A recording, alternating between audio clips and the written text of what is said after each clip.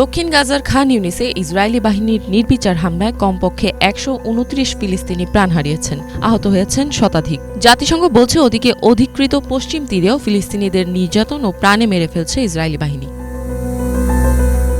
খান ইউনিসের সালাহদ্দিন স্ট্রিটে যাকে তাকে হামলা করছে ইসরায়েলি বাহিনী, এমনকি আহতদের উদ্ধার করতে যাওয়া মেডিকেল টিমের সদস্যদের উপরও হামলা চালায় তারা।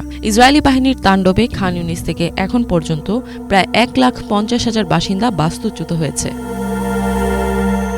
প্রধানমন্ত্রী বেনিয়ামিন নেতানিয়াহু তার বক্তৃতায় মিথ্যাচার করছে এবং মিথ্যা তথ্য ছড়াচ্ছে বলে অভিযোগ উঠেছে। ফিলিস্তিনের প্রতিরোধ গোষ্ঠীর দাবি, নেতানিয়াহু যুদ্ধবিরতি ও জিম্মিদের মুক্তির বিষয়ে বেপরোয়া এবং অনাগ্রহী।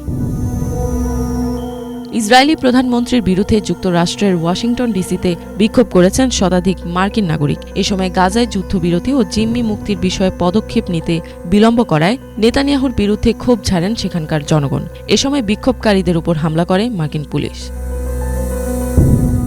অবরুদ্ধ গাজা উপত্যকায় ইসরায়েলি হামলায় ফিলিস্তিনিদের মৃতের সংখ্যা বেড়ে ৩৯,১৪৫ জনে পৌঁছেছে। গাজা ভূখণ্ডে এখন পর্যন্ত আহত হয়েছেন মোট ৯০,২৫৭ জন।